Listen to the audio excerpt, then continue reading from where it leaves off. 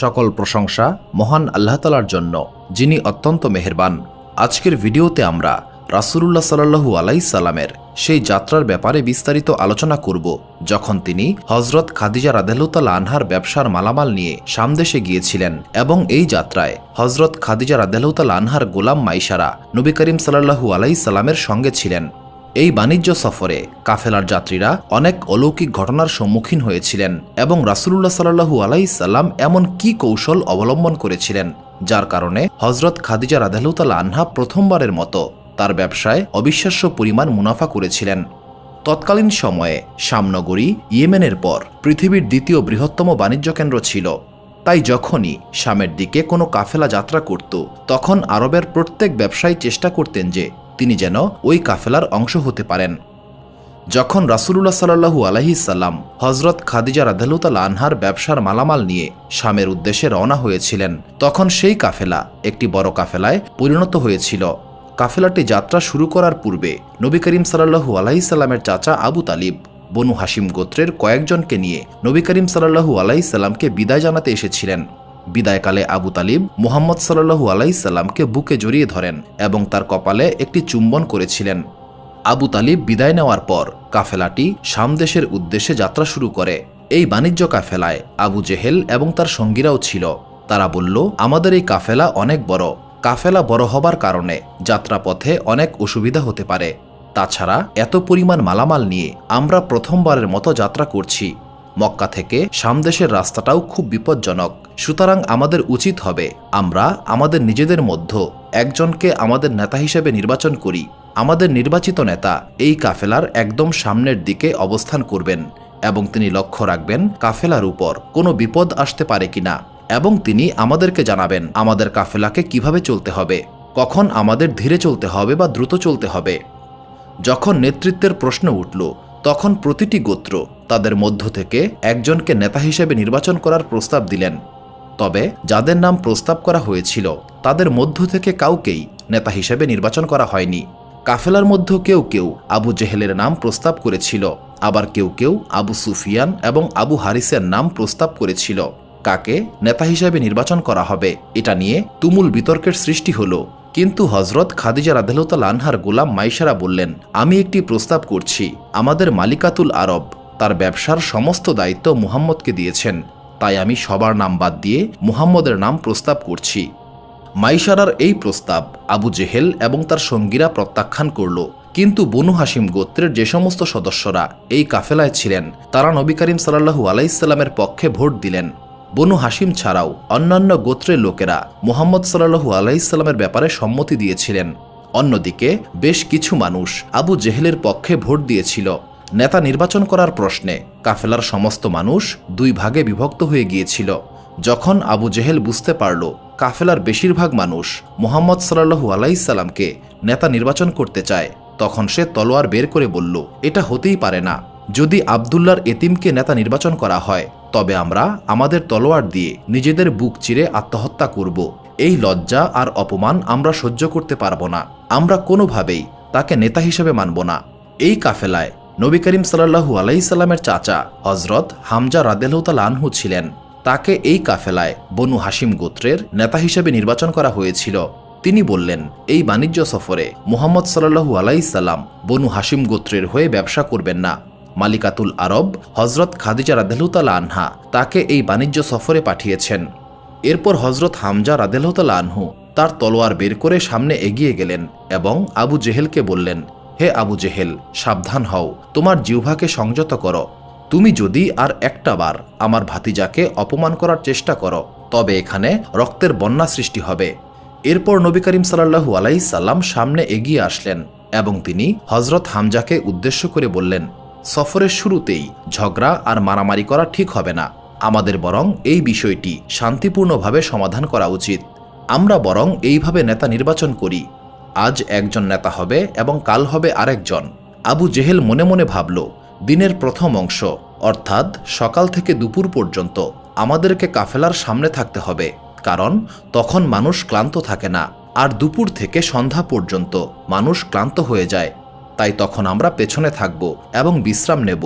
আবদুল্লাহর এতিমকে দুপুর থেকে সন্ধ্যা পর্যন্ত কাফেলার নেতৃত্ব দিতে হবে এবং সমস্ত কাফেলাকে সুরক্ষা প্রদান করতে হবে। রাসূলুল্লাহ সাল্লাল্লাহু আলাইহি সাল্লাম আবু জেহেলের এই অনৈতিক প্রস্তাবও গ্রহণ করলেন। কাফেলাটি আবারও যাত্রা শুরু করল। নবী করিম সাল্লাল্লাহু আলাইহি সাল্লামের নেতৃত্বে কোনো ধরনের বিপদ এই কাফেলাকে স্পর্শ করতে পারছিল না। মক্কার মানুষেরা তখন এটা জানত না যে এই মুহাম্মদ একদিন মহান আল্লাহ তাআলার নবী হবেন, তবে তারা সবাই এটা বুঝতে পারছিল যে মুহাম্মদ অবশ্যই কোনো একটা অলৌকিক শক্তির অধিকারী।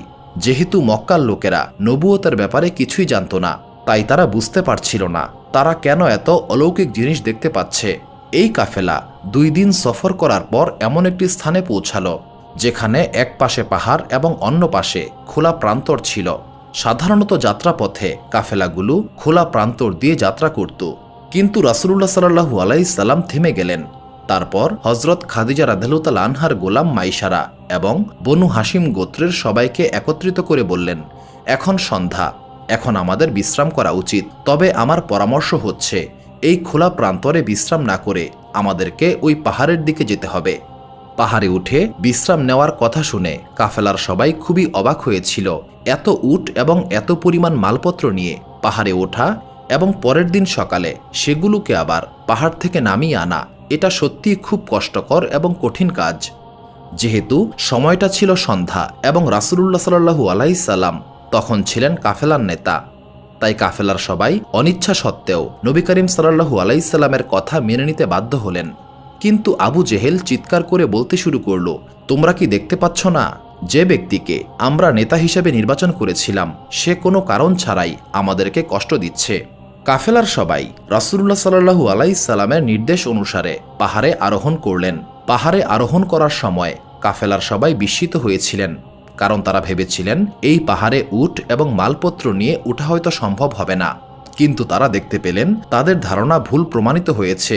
প্রথমে কিছুটা কষ্ট হলেও তারা অতি সহজেই সেই পাহাড়ে আরোহণ করতে সক্ষম হলেন। কিন্তু কাফেলার একজন বলল, আমি কোনোভাবেই আমার 400 উটকে নিয়ে পাহাড়ে যাব না, এই সমস্ত পাগলামির মধ্যে আমি থাকব না। আমরা তো এর আগেও অনেকবার বাণিজ্য সফর করেছি, আমরা কি আগে কখনো এমন পাগলামি করেছি? তোমরা পাহাড়ে গেলে যাও, আমি এখানেই বিশ্রাম করব। এই ব্যক্তি ছাড়া বাকি সকলেই মুহাম্মদ সাল্লাল্লাহু আলাইহি সাল্লামের পরামর্শ অনুসারে পাহাড়ে চলে গিয়েছিল। কাফেলার সবাই যখন পাহাড়ে পৌঁছে গেল, এমনকি তখনও উটগুলোকে বাধা হয়নি, তখন হঠাৎ করেই আকাশ অন্ধকার হয়ে গেল এবং প্রচণ্ড বৃষ্টি শুরু হলো। প্রচণ্ড বৃষ্টির কারণে পাহাড় থেকে বন্যার মতো পানি নেমে আসলো। যে ব্যক্তি তার 400 উট নিয়ে মুহাম্মদ সাল্লাল্লাহু আলাইহি সাল্লামের নির্দেশ অমান্য করে পাহাড়ের নিচে অবস্থান করছিল, তাকে বন্যার এই প্রচণ্ড স্রোত ভাসিয়ে নিয়ে গেল। সেই ব্যক্তি এবং তার 400 উটের অস্তিত্ব এই পৃথিবী থেকে বিলীন হয়ে গেল। কাফেলার সবাই হতাশ হয়ে বললেন, এই পথে আমরা আগে অনেকবার এসেছি, কিন্তু আমরা কখনোই ভাবতে পারিনি এখানে বন্যা হতে পারে। আজ বন্যা হয়েছে এবং আজই আমাদের নেতা পাহাড়ে চড়ার নির্দেশ দিয়েছেন। কাফেলার সবাই বুঝতে পারল যে যাকে তারা নেতা বানিয়েছিল সে সত্যিই প্রজ্ঞাময় এবং অলৌকিক ক্ষমতা সম্পন্ন। এই ঘটনার ফলে রাসূলুল্লাহ সাল্লাল্লাহু আলাইহি সাল্লামের প্রতি কাফেলার লোকদের মনে সম্মান ও শ্রদ্ধার জন্ম নিয়েছিল। এই দিকে আবু জেহেল এবং তার সঙ্গীদের মনে নবী করিম সাল্লাল্লাহু আলাইহি সাল্লামের প্রতি হিংসা ও বিদ্বেষ বাড়তে থাকল। কিন্তু এরপর আরও একটি বড় সমস্যা দেখা দিল। 4 দিন যাবৎ অবিরাম বৃষ্টি হতেই থাকল এবং প্রচণ্ড বন্যার সৃষ্টি হল। চারপাশে পানি থই থই করছিল।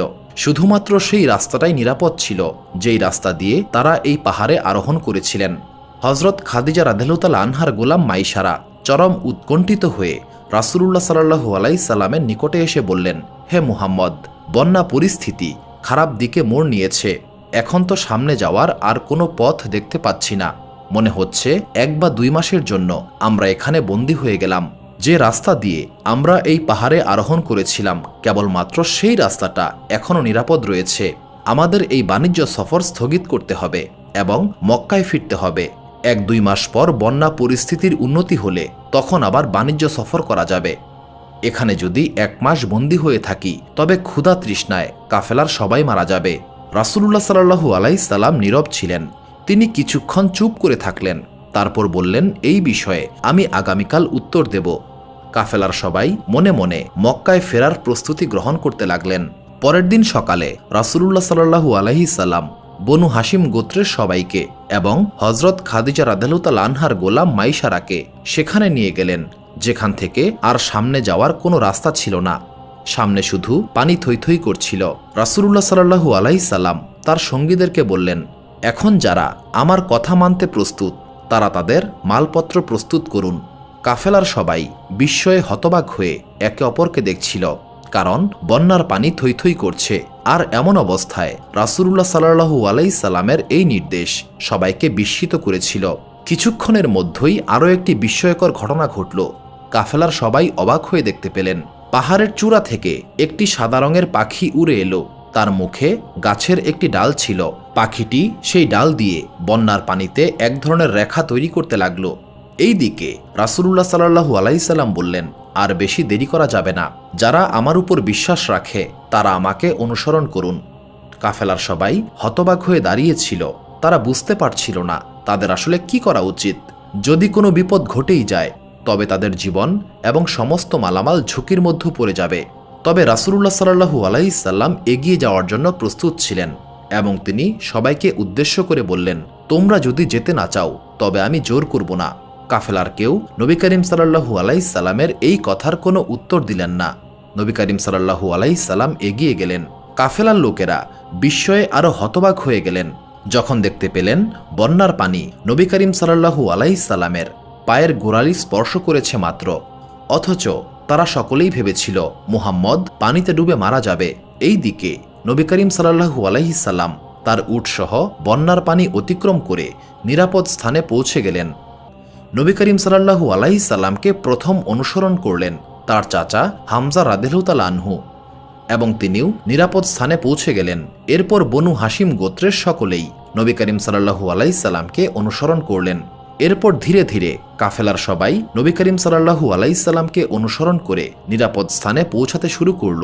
এর মধ্যে আবু জেহেলের এক সঙ্গী বলল, এটা মুহাম্মদের চালাকি। আমরা কেউ না বুঝলেও মুহাম্মদ বুঝতে পেরেছিল বন্যার পানি কমে গিয়েছে। মুহাম্মদের দেখানো রাস্তা দিয়ে যেতে হবে এমন কোনো কথা নাই। এই কথা বলেই সে রাস্তা বদল করার চেষ্টা করল এবং সঙ্গে সঙ্গেই পানিতে ডুবে গেল। কাফেলার সবাই এই ঘটনায় আরও অবাক হয়ে গিয়েছিল। তারা বুঝতে পারছিল না এতিম মুহাম্মদ কিভাবে এই রাস্তার সন্ধান করেছে। তাদের এমন ভাবনা অবশ্য দোষের ছিল না, কারণ নবুয়ত সম্পর্কে তাদের কোনো ধারণাই ছিল না। এই কাফেলা আরও কিছুটা পথ অতিক্রম করার পর রাস্তায় তারা একটি কুয়া দেখতে পেল। তখনকার সময়ে পানি সংরক্ষণের আধুনিক কোনো ব্যবস্থা ছিল না, তাই কুয়া ছিল পানি সংগ্রহ করার একমাত্র মাধ্যম।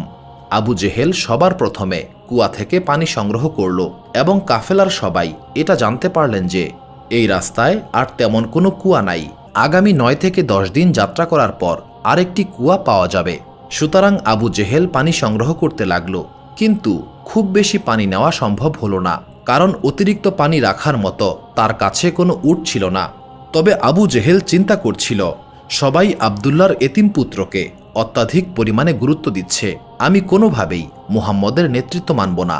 আবু জেহেল বুঝতে পারছিল কাফেলার কেউ তাকে আর গুরুত্ব দিচ্ছে না, এই কারণে সে হিংসায় জ্বলে যাচ্ছিল। এবার আবু জেহেল একটা ফন্দি বের করল। সে ভাবল, আমি যদি কোনোভাবে এই কুয়াটাকে বন্ধ করতে পারি যাতে কেউ আর পানি সংগ্রহ করতে না পারে, তাহলে সমস্ত কাফেলার মানুষেরা ভালো রকম বিপদে পড়ে যাবে। তার ধারণা ছিল কুয়াটা যদি কোনোভাবে সে বন্ধ করতে পারে তাহলে কাফেলার সবাই পিপাসার কারণে মারা যাবে। আবু জেহেলের মনে এই ভয় ছিল যে এই কাফেলা মক্কায় ফিরে যাওয়ার পর আব্দুল্লাহর এতিমকে যথেষ্ট পরিমাণ সম্মানিত করা হবে, যেমনটা একজন রাজাকে সম্মান দেওয়া হয়। কারণ আবু জেহেল জানত যে রাসূলুল্লাহ সাল্লাল্লাহু আলাইহি সাল্লামের কারণেই এই কাফেলার সবাই বন্যা থেকে রক্ষা পেয়েছে। মক্কায় যখন কাফেলার সবাই এই ঘটনার কথা বলবে তখন মুহাম্মদের সম্মান আরও বেড়ে যাবে। কিন্তু আবু জেহেল এটা চিন্তা করছিল যে যদি কোনোভাবে কাফেলার বাকি সবাই বেঁচেও যায় তবু যেভাবেই হোক আব্দুল্লাহর এতিমকে মক্কায় ফিরতে দেওয়া যাবে না। এই চিন্তা নিয়ে আবু জেহেল কুয়া থেকে পানি সংগ্রহ করল এবং কুয়াটিকে বন্ধ করে দিল। এরপর সে তার এক গোলামকে সঙ্গে নিয়ে কাফেলা থেকে বেশ কিছুটা দূরত্বে চলে গেল। সেখানে গিয়ে সে তার গোলামকে বলল, তুমি কাফেলার নিকট ফিরে যাও, যখন দেখবে আব্দুল্লাহর এতিম পুত্র পিপাসার কারণে কষ্ট পাচ্ছে তখন আমাকে এসে খবর দেবে। তুমি যদি আমাকে মুহাম্মদের মৃত্যুর সংবাদ জানাতে পারো তবে আমি তোমাকে এই গোলামের জীবন থেকে মুক্ত করে দেব। এরপর আবু জেহেল সেখানে বসেই অপেক্ষা করতে লাগলো যে কখন তার গোলাম এসে মুহাম্মদের মৃত্যুর সংবাদ দেবে।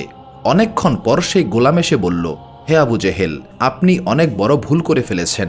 আপনি যত কিছুই করুন না কেন, আপনি মুহাম্মদের কোনো ক্ষতি করতে পারবেন না, কারণ অলৌকিক কেউ তাকে সাহায্য করছে। গোলামের মুখ থেকে রাসূলুল্লাহ সাল্লাল্লাহু আলাইহি সাল্লামের এমন প্রশংসা শুনে আবু জেহেল হিংসার আগুনে দাউ দাউ করে জ্বলে উঠল। সে প্রচণ্ড রাগান্বিত হয়ে বলল, তুমি যদি মুহাম্মদের নামে ভালো কথা উচ্চারণ করো তবে আমি তোমাকে হত্যা করব। আমি তোমাকে যে কাজের জন্য পাঠিয়েছিলাম সেই কাজের খবর দাও। গোলাম বলল, আমি যখন কাফেলার নিকটে পৌঁছালাম তখন আমি ভেবেছিলাম কাফেলার সবাই পিপাসার কারণে কষ্ট পাচ্ছে। কাফেলার সবাই কুয়াতে পানি না দেখতে পেয়ে খুবই ভয় পেয়ে গিয়েছিল। কিন্তু আব্দুল্লাহর এতিম যখন কুয়ার নিকটে গিয়ে কুয়াতে হাত দিল, সঙ্গে সঙ্গে সেই কুয়া পানিতে পরিপূর্ণ হয়ে গেল। এই অলৌকিক কাণ্ড দেখে কাফেলার সবাই আনন্দ করছে। গোলামের এই বক্তব্যে আবু জেহেল একদম বিভ্রান্ত হয়ে পড়ল। কিছুক্ষণ পর সে কাফেলার উদ্দেশ্যে রওনা হলো। যখন আবু জেহেল কাফেলার দিকে যাত্রা শুরু করেছিল তখন তার উট একটি বৃক্ষের পাশ দিয়ে যাচ্ছিল। এমন সময় গাছের আড়াল থেকে একটি ভয়ঙ্কর সাপ বের হয়ে আসলো। সাপটি এত ভয়ানকভাবে সামনে চলে এসেছিল যে আবু জেহেলের উট ভয় পেয়ে চমকে গেল এবং আবু জেহেলকে মাটিতে ফেলে দিয়ে পালিয়ে গেল। আবু জেহেল মাটিতে পড়ে গেল এবং সে প্রচণ্ড ব্যথায় কাতরাতে লাগল। আবু জেহেল তার দাসকে বলল, মুহাম্মদকে আমার খবর পৌঁছে দাও এবং তাকে বলবে আমি আহত হয়েছি। লাত এবং উজ্জার দয়াতে আমি মুহাম্মদের ক্ষতি করার আরও একটি উপায় পেয়েছি। আবু জেহেলের আহত হবার সংবাদ পাওয়ার পর নবী করিম সাল্লাল্লাহু আলাইহি সাল্লাম তার সমস্ত কাফেলাকে সঙ্গে নিয়ে আবু জেহেলের নিকটে আসলেন এবং তাকে বললেন, আমি আশা করছি আপনার আঘাত খুব বেশি গুরুতর নয়। কাফেলার পূর্ব সিদ্ধান্ত অনুসারে আপনি এখন কাফেলার নেতা, আপনাকে কাফেলার সামনে অবস্থান করতে হবে। আবু জেহেল তখন হাত জোর করে নরম সুরে নবী করিম সাল্লাল্লাহু আলাইহি সাল্লামকে বলল, হে আব্দুল্লাহর এতিম, আমি অন্যায় করেছি। আমি আশা করব তুমি আমার সমস্ত অন্যায় ভুলে যাবে। আমি বুঝতে পেরেছি তুমি এই কাফেলার যোগ্য নেতা। দিনের প্রথম ভাগে কাফেলাকে আমি নেতৃত্ব দিতাম, কিন্তু আমি ঘোষণা করছি আজ থেকে তুমিই হবে সমস্ত দিন ও রাতের জন্য এই কাফেলার নেতা। তুমি কাফেলার সামনে অবস্থান করবে এবং আমরা সবাই তোমাকে অনুসরণ করব। আবু জেহেলের এই বক্তব্য শুনে রাসূলুল্লাহ সাল্লাল্লাহু আলাইহি সাল্লামের চাচা হযরত আব্বাস রাদিয়াল্লাহু তাআলা আনহু প্রচণ্ড খুশি হলেন। তিনি নবী করিম সাল্লাল্লাহু আলাইহি সাল্লামকে আলিঙ্গন করে বললেন, হে আমার ভাতিজা, এটা আমার জন্য খুবই আনন্দের দিন। আবু জেহেলও তোমার সম্মান এবং মর্যাদাকে স্বীকার করে নিতে বাধ্য হয়েছে। রাসূলুল্লাহ সাল্লাল্লাহু আলাইহি সাল্লাম হাসি মুখে কিন্তু নিচু স্বরে বললেন, চাচা, আপনি আবু জেহেলের কথায় বিভ্রান্ত হবেন না। আবু জেহেলের এই মিষ্টি কথার আড়ালে কোনো একটা প্রতারণা লুকিয়ে আছে এবং এই কারণেই আবু জেহেল এমন ব্যবহার করছে। এরপর রাসূলুল্লাহ সাল্লাল্লাহু আলাইহি সাল্লাম সামনের দিকে এগিয়ে গেলেন। কাফেলার সবাই নবী করিম সাল্লাল্লাহু আলাইহি সাল্লামকে অনুসরণ করছিলেন। রাসূলুল্লাহ সাল্লাল্লাহু আলাইহি সাল্লাম একটু বেশি সামনে ছিলেন, যাতে কোনো বিপদ ঘটলে কাফেলার বাকি সদস্যরা নিরাপদ থাকতে পারে। অন্যদিকে আবু জেহেল ভাবছিল তার পরিকল্পনা সফল হয়েছে। এই আনন্দ তার মনে চেপে রাখতে খুবই কষ্ট হচ্ছিল। এক পর্যায়ে রাসূলুল্লাহ সাল্লাল্লাহু আলাইহি সাল্লামের উট সেই বৃক্ষের নিকটে পৌঁছে গেল। ঠিক তখনই সেই ভয়ানক সাপ গাছের আড়াল থেকে বের হয়ে রাসূলুল্লাহ সাল্লাল্লাহু আলাইহি সাল্লামের উটের সামনে চলে আসলো। রাসূলুল্লাহ সাল্লাল্লাহু আলাইহি সাল্লামের উট ভয় পেয়ে পালিয়ে যাওয়ার চেষ্টা করছিল, কিন্তু রাসূলুল্লাহ সাল্লাল্লাহু আলাইহি সাল্লাম উটটির গায়ে হাত বুলিয়ে সান্ত্বনা দিতে লাগলেন। অন্যদিকে সাপটি ভয়ানকভাবে ফুসফুস করছিল, কিন্তু যখন সাপটির নজর রাসূলুল্লাহ সাল্লাল্লাহু আলাইহি সাল্লামের দিকে গেল তখন সাপটি একেবারে শান্ত হয়ে গিয়েছিল। কিছুক্ষণ পর সাপটি নবী করিম সাল্লাল্লাহু আলাইহি সাল্লামের দিকে এগিয়ে আসলো। নবী করিম সাল্লাল্লাহু আলাইহি সাল্লাম সাপটির মাথায় হাত বুলিয়ে আদর করে দিলেন। নবী করিম সাল্লাল্লাহু আলাইহি সাল্লামের হাত মুবারকের পবিত্র স্পর্শ পাওয়ার পর সাপটি ধীরে ধীরে তার আস্তানার দিকে চলে গেল। এমন অদ্ভুত অলৌকিক কাণ্ড যে ঘটা সম্ভব সেটা কাফেলার লোকেরা কোনোদিন চিন্তাও করে নাই। তারা হতবিহ্বল এবং নির্বাক হয়ে এই অলৌকিক দৃশ্য দেখছিল। আবু জেহেলও এই ঘটনায় হতবিহ্বল হয়ে পড়েছিল, কিন্তু আফসোস, তার মনে নবী করিম সাল্লাল্লাহু আলাইহি সাল্লামের প্রতি শ্রদ্ধা আসার বদলে হিংসা বিদ্বেষ আরও বেড়ে গিয়েছিল। কাফেলার যাত্রা অব্যাহত ছিল এবং এক সময় কাফেলা শামদেশের সীমান্তের নিকটে পৌঁছে গেল। নবী করিম সাল্লাল্লাহু আলাইহি সাল্লামের কাফেলা যেই পথে চলছিল সেই পথে আবু জুবায়ের নামক একজন বৃদ্ধ রাহিব বাস করতেন। দিনের বেশিরভাগ সময় তিনি গির্জাতেই অবস্থান করতেন এবং পরম নিষ্ঠার সঙ্গে জীবন অতিবাহিত করতেন। জ্ঞান এবং পবিত্রতার কারণে এই অঞ্চলের সমস্ত মানুষ তাকে গভীর শ্রদ্ধা করত এবং তার অনেক শিষ্য ছিল।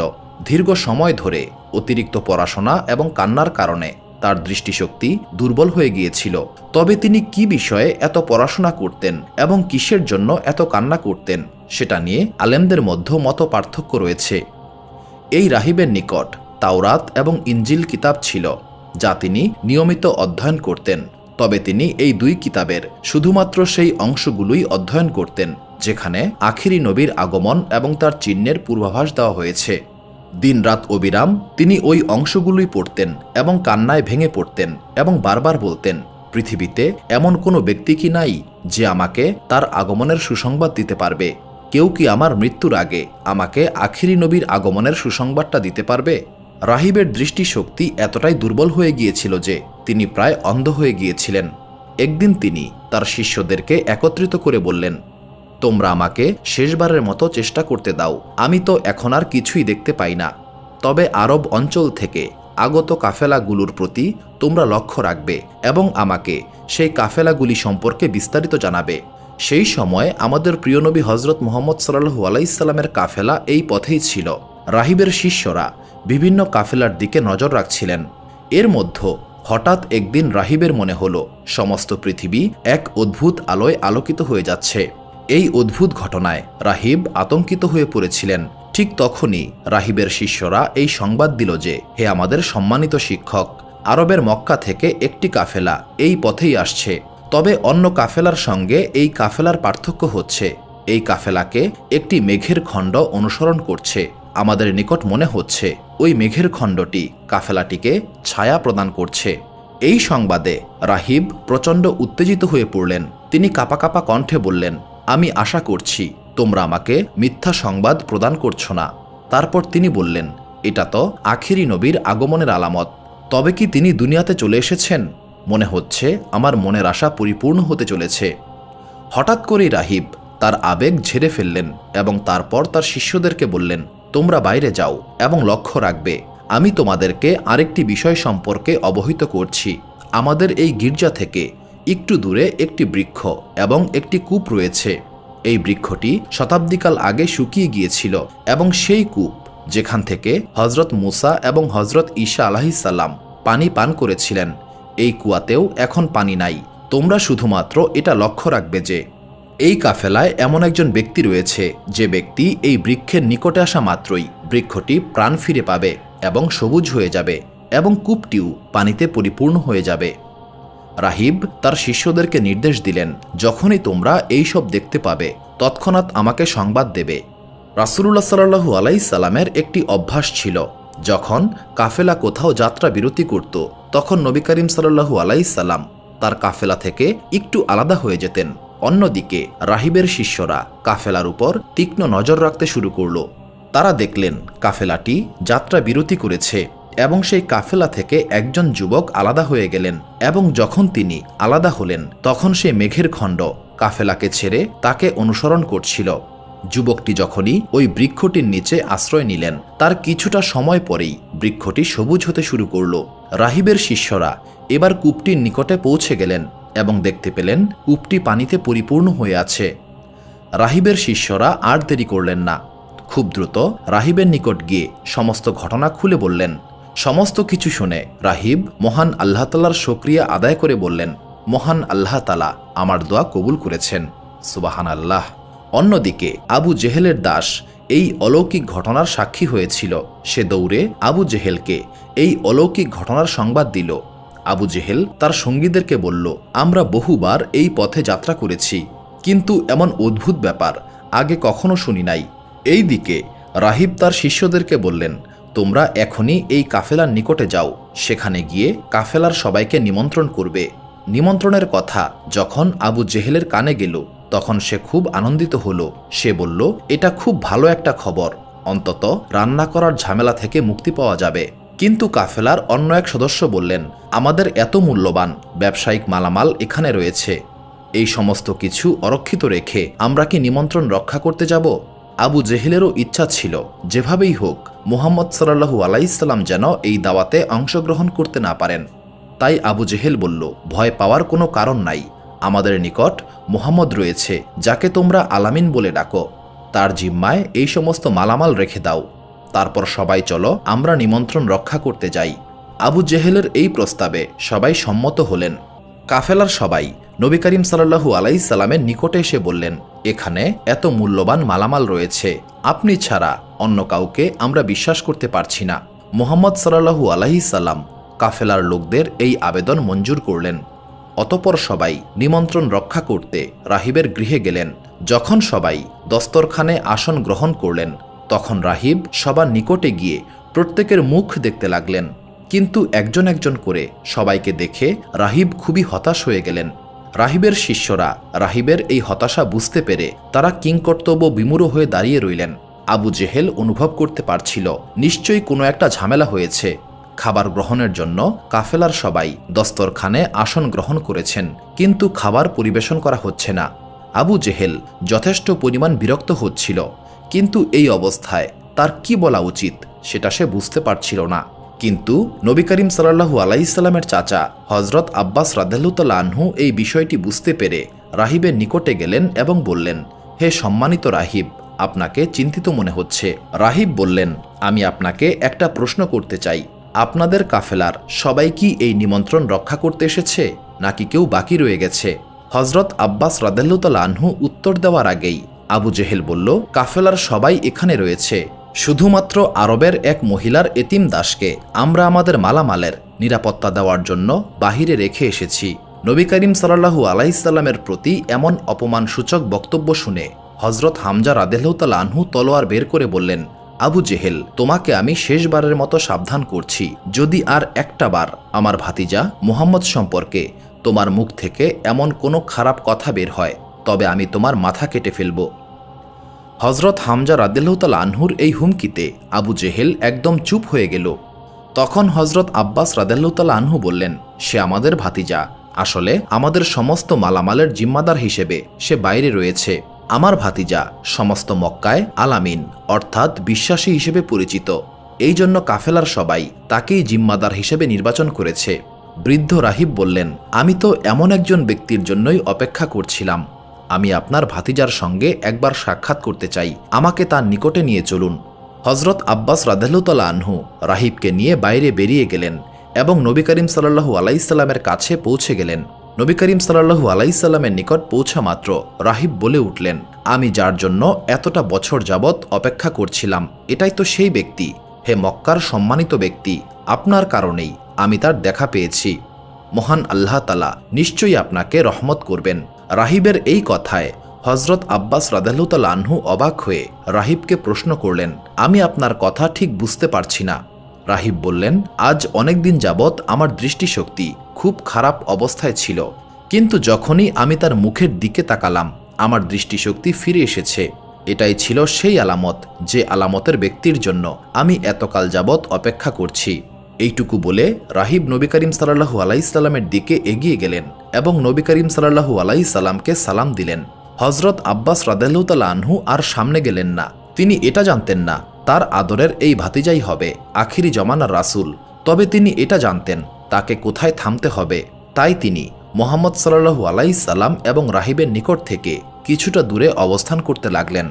রাহিব নবী করিম সাল্লাল্লাহু আলাইহি সাল্লামকে কোনো অতিরিক্ত কথা বললেন না, শুধু এতটুকু বললেন, খাবার প্রস্তুত করা হয়েছে, সবাই আপনার জন্য অপেক্ষা করছে। নবী করিম সাল্লাল্লাহু আলাইহি সাল্লাম উত্তর দিলেন, এই জিনিসপত্রের নিরাপত্তা বিধান করা আমার দায়িত্ব। রাহিব বললেন, আপনি চিন্তা করবেন না, আমার শিষ্যবৃন্দ আপনাদের এই জিনিস পাহারা দেবে, এবং যদি এখান থেকে সরিষাদানা পরিমাণ কোনো বস্তু হারিয়ে যায় তবে আমি সেই ক্ষতিপূরণ দিতে প্রস্তুত রয়েছি। দয়া করে আপনি আমার সঙ্গে চলুন। এই কথা বলে রাহিব নবী করিম সাল্লাল্লাহু আলাইহি সাল্লামকে সঙ্গে নিয়ে তার গৃহের উদ্দেশ্যে রওনা দিলেন। তবে সোজা খাবারের স্থানে না গিয়ে একটি বিশেষ কক্ষে নিয়ে গেলেন। এই কক্ষের দরজা খুবই ছোট ছিল।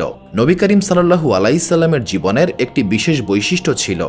নবী করিম সাল্লাল্লাহু আলাইহি সাল্লাম যেমন ধরনের পোশাকই পরতেন না কেন, সেই পোশাক তার দেহ মুবারকের সঙ্গে খাপ খেয়ে যেত। বড় পোশাক পরলে সেই পোশাক ছোট হয়ে যেত এবং ছোট পোশাক পরলে তা নিজেই বড় হয়ে যেত।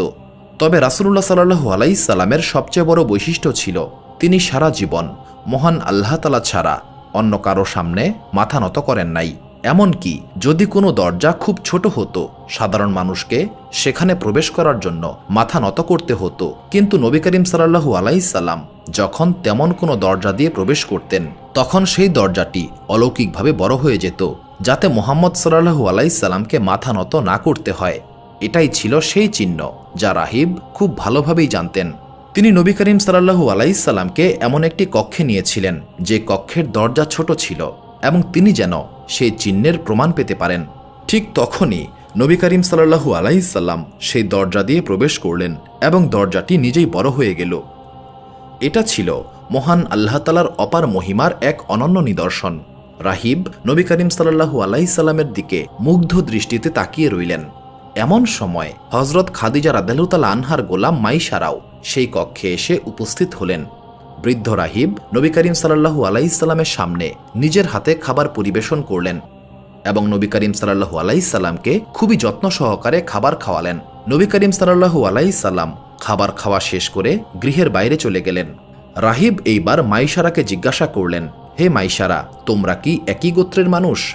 মাইশারা বললেন, আমি একজন দাস মাত্র এবং মুহাম্মদ মক্কার সবচেয়ে সম্ভ্রান্ত গোত্রের মানুষ। তবে আমার মালকিনের পক্ষ থেকে তিনি বাণিজ্য সফর করতে এসেছেন। আমার মালকিন তাকে ব্যবসায়িক অংশীদার করেছেন এবং তিনি আমার মালকিনের পক্ষ থেকে পণ্য বিক্রি করবেন। রাহিব এইবার মাইশারাকে তার মালকিন সম্পর্কে কিছু প্রশ্ন করলেন। তারপর রাহিব কিছুক্ষণ চুপ করে কি যেন একটা ভাবলেন। তারপর মাইশারাকে উদ্দেশ্য করে বললেন, তোমার মালকিনকে মহান আল্লাহ তাআলা বিরল এক সম্মানের অধিকারিণী করবেন। তোমার মালকিন এমন একজন ব্যক্তির স্ত্রী হবেন যিনি হবেন আখিরি জমানার রাসূল। তোমার মালকিন এই দুনিয়া এবং আখিরাত দুই স্থানেই সর্বোচ্চ সম্মানিত হবেন। মাইশারা অবাক হয়ে বললেন, আমার মালকিনের সঙ্গে কার বিয়ে হবে? রাহিব এবার মুচকি হাসলেন এবং বললেন, তুমি তাকে খুব ভালো করেই চেনো, সময় মতো সবই জানতে এবং বুঝতে পারবে। মাইশারা আর কোনো প্রশ্ন করলেন না, কারণ মাইশারা বুঝতে পেরেছিলেন রাহিব তাকে আর কিছুই বলবেন না। তবে মাইশারা মনে মনে ভাবছিলেন, রাহিবের কথা মতো আমার মালকিনের সঙ্গে যার বিয়ে হবে সে যদি আবদুল্লাহর পুত্র মুহাম্মদ হতো তবে কতই না ভালো হতো। যাই হোক, কাফেলা আবার যাত্রা শুরু করল। কাফেলাটি দুপুর বেলায় শহরে প্রবেশ করল। ব্যবসায়ীরা সাধারণত রাতে বা দুপুরে না গিয়ে সকাল বেলায় শহরে প্রবেশ করতে চায়, যাতে তারা সারাদিন বেচাকেনা করতে পারে। দীর্ঘ 2 মাসের যাত্রার পর বাণিজ্য কাফেলা শহরে পৌঁছাতে সক্ষম হয়েছিল এবং কাফেলার ব্যবসায়ীরা তাদের পণ্য দ্রুত বিক্রি করতে চাইলেন। তবে বাজার তখন ব্যস্ত ছিল, কারণ অন্যান্য কাফেলাও তখন শহরে প্রবেশ করেছিল। ব্যবসায়ীরা সবার নিজের মাল বিক্রি করতে শুরু করেছিল এবং বাজার এক অস্থির জায়গায় পরিণত হয়েছিল। যখন কাফেলাটি শহরে পৌঁছালো তখন কাফেলার সবাই খুব দ্রুত দৌড়ে বাজারের দিকে চলে গেল। তবে নবী করিম সাল্লাল্লাহু আলাইহি সাল্লাম এই দৃশ্য দেখে মাইশারাকে বললেন, হে মাইশারা, আমাদের তাড়াহুড়া করতে হবে না, আমাদের উটগুলিকে পেছনে রাখো। যখন কাফেলার সবাই তাদের পণ্য বিক্রি করতে শুরু করবে তখন আমরা বাজারে যাব। মাইশারা আশ্চর্য হয়ে গেলেন। তিনি বললেন, হে আবদুল্লাহর পুত্র মুহাম্মদ, আপনি ভুল পদ্ধতি অবলম্বন করছেন। সবাই তো আগে আগে পণ্য বিক্রি করে ফেলবে, বেচাকেনা হয়ে গেলে এই বাজার ক্রেতা শূন্য হয়ে যাবে। বাজার ক্রেতা শূন্য হয়ে গেলে আমাদের পণ্য কে কিনবে? নবী করিম সাল্লাল্লাহু আলাইহি সাল্লাম শান্তভাবে উত্তর দিলেন, আমি যেইভাবে পণ্য বিক্রি করতে চাই সেটা ভিড় তৈরি করে নয়। আপনি পেছনেই থাকুন।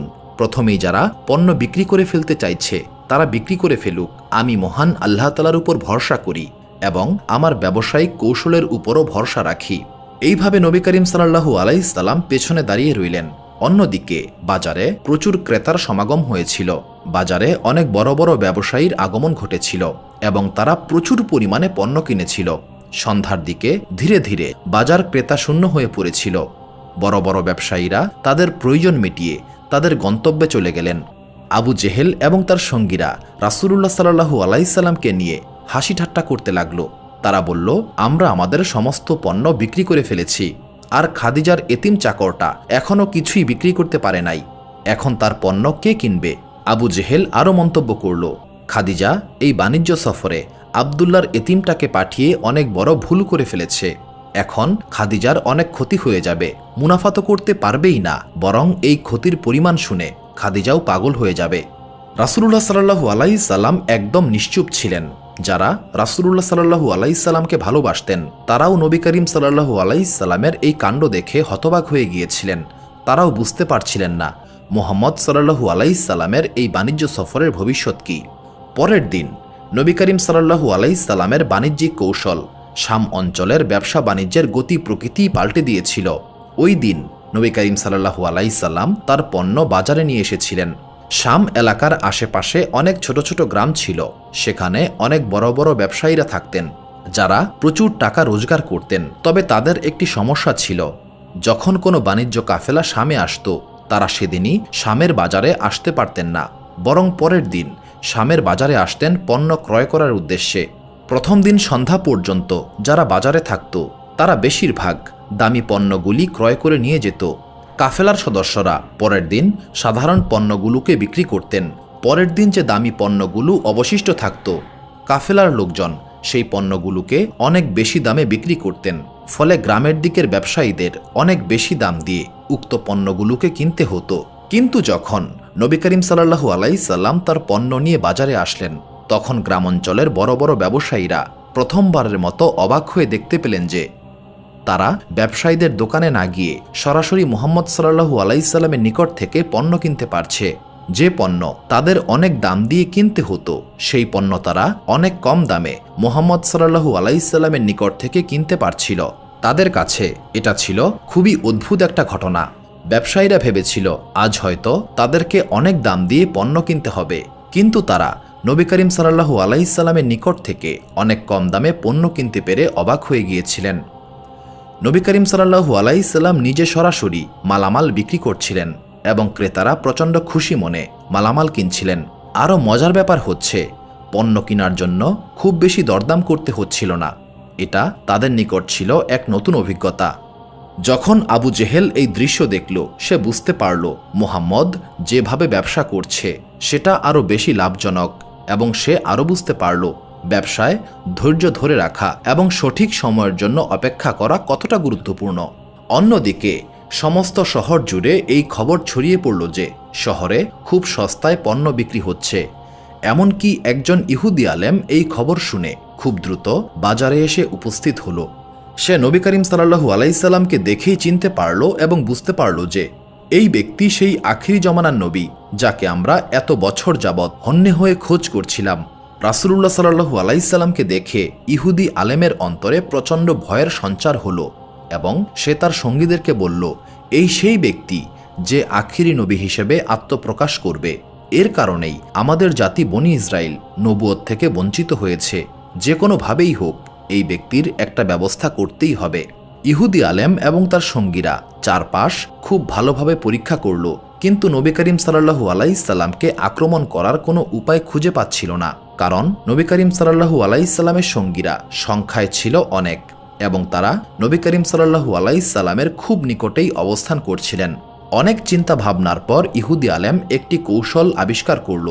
সে নবী করিম সাল্লাল্লাহু আলাইহি সাল্লামের নিকটে গিয়ে কিছু পণ্যের দাম জিজ্ঞাসা করল। নবী করিম সাল্লাল্লাহু আলাইহি সাল্লাম বললেন, এই সমস্ত পণ্যের দাম 500 দিরহাম। ইহুদি আলেম তখন বলল, আমি সমস্ত পণ্যই কিনতে চাই, কিন্তু আমার সঙ্গে এখন এত দিরহাম নেই। আপনি আমার সঙ্গে আমার বাড়িতে চলুন, সেখানে আমি আপনাকে সমস্ত দিরহাম পরিশোধ করে দেব।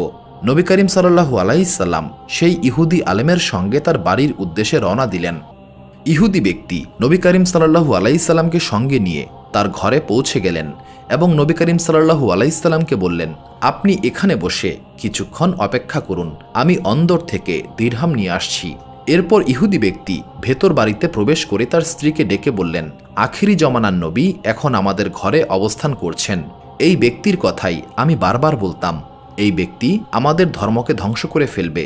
আমাদের এমন কিছু করতে হবে যাতে আজকের দিনটাই তার জীবনের শেষ দিন হয়। ইহুদি আলেমের স্ত্রী প্রশ্ন করল, আমি আপনাকে কিভাবে সাহায্য করতে পারি? তখন ইহুদি আলেম বলল, তুমি জব চূর্ণ করার পাটা নিয়ে ছাদে চলে যাও। যখন সে বের হবে তখনই পাটা তার মাথার উপরে ফেলবে, যেন মনে হয় এটা একটা দুর্ঘটনা। ইহুদির স্ত্রী পাটা নিয়ে ছাদে চলে গেল, কিন্তু মহান আল্লাহ তাআলার অসীম কুদরত এই চক্রান্তকে পাল্টে দিয়েছিল। সুবহানাল্লাহ। যখন ইহুদি আলেমের স্ত্রী পাটা নিচে ফেলল ঠিক তখনই ইহুদি আলেমের 2 সন্তান ঘরে প্রবেশ করছিল।